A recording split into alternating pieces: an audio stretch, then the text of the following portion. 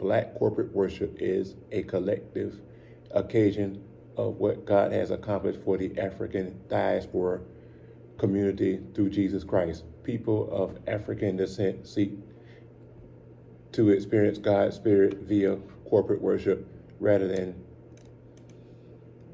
merely learning about it. What makes Black corporate worship distinct from any other type of worship, regardless of denomination?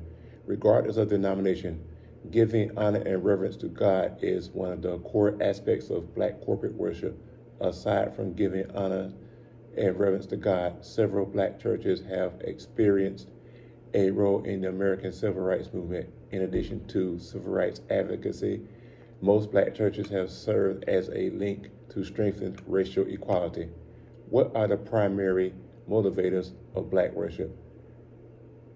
Prayer is a primary motivator of Black worship because it helps us to align ourselves with God's will and gives us strength and hope. Fellowship is also a primary motivator of worship because it helps us develop relationships with each other and God, and provides and encourages and promotes growth. Preaching is another primary motivator of Black worship because it is a part of the action wherein the community gathers to celebrate and participate in the dialogue of proclaiming the work of God experienced in their redemption by Jesus Christ. Finally, another primary motivator of Black worship is music. Music is a primary motivator of Black worship because it allows us to express our love for God with our whole being, and it fulfills God's command. Why do Black people worship? We must first understand that the experiences of slavery were the foundation of Black devotion. Enslaved Blacks created their own form of worship with song and dance in what was known as the Hush Harbor. Black worship was known as the Hush Harbor because it took place at nighttime, and it was a way of separating themselves from the harsh oppression of the slave masters. Also, Black people created this form of worship because their masters were serving them a false sense of Christianity. As for a false sense of Christianity, preachers during slavery preached from what was known as the Slave Bible. Inside of the Slave Bible, most of the Old Testament was omitted, including Moses leading the Israelites to freedom. Black people gathered to worship because they equip themselves so that they can remain obedient to God and show adoration to God. What is at the heart of Black worship that does not exist in other worship traditions? Unlike other worship traditions, the incorporation of promoting liberation theology is at the heart of Black worship. When we speak about liberation theology, we speak about an interpretation of Christian beliefs that emphasizes freedom and acceptance. Now I will include some biographical information and the work of theology according to James Cone and Samuel DeWitt Proctor. Dr. James Cone was an African American minister of the African Methodist Episcopal denomination, and he was also an educator who spent many of his years at Union Theological Seminary located in New York City. Cone was the first theologian to systematize Black liberation theology. Cone identified the sources and norms of Black liberation theology as Black experience, Black history, Black culture, revelation, scripture, and tradition. Also, Cone described Black liberation theology as a way of applying the liberating power of the gospel to Black people under white oppression. Now, Samuel DeWitt Proctor. Samuel DeWitt Proctor was an African American minister, educator, and humanitarian. He was active in the African American civil rights movement. One thing that Proctor was best known for is his autobiography, which is entitled The Substance of Things Hoped For.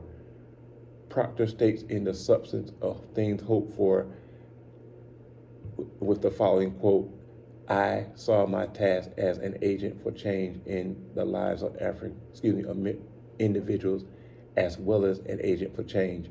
Proctor used his positions to influence African Americans and the American people to unify and strive for much better things. Proctor's hope was not just for the overall betterment of the African American race, but for reconciliation to occur between blacks and whites. What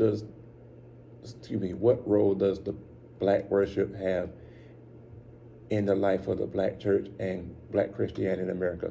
The role that black worship has in the life of black church and black Christianity in America is public advocacy for justice and adherence to an affirmation of the worth of black lives and its vision of establishing a multi-ethnic community of faith. How does the black church extend its corporate worship experience into the community? The black church extends its corporate worship experience into the community by participating in benevolent efforts such as health screenings. Health screenings, they can take place monthly, bi-monthly, or sometimes 3 times, or sometimes every 3 months.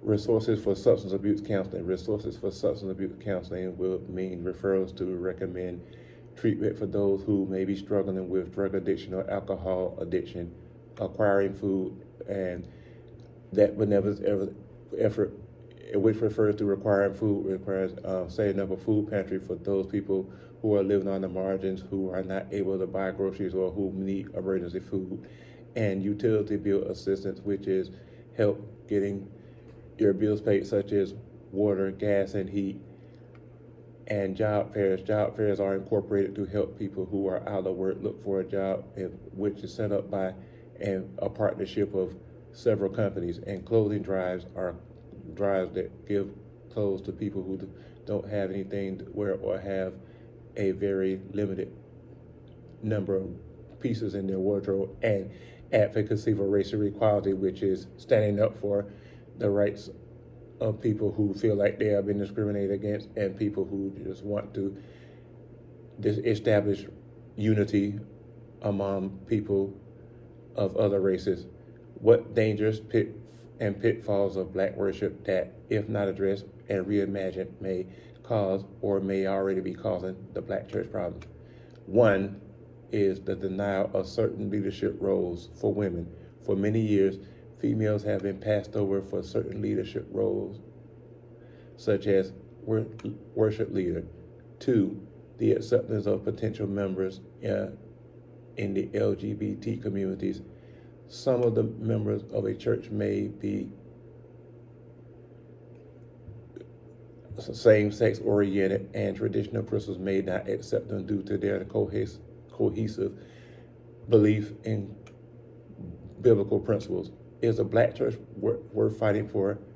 Yes, I do think the black church is worth fighting for. The black church is worth fighting for 2 reasons. First, the black church is worth fighting for because if the black church is destroyed, black people would not be able to find solace.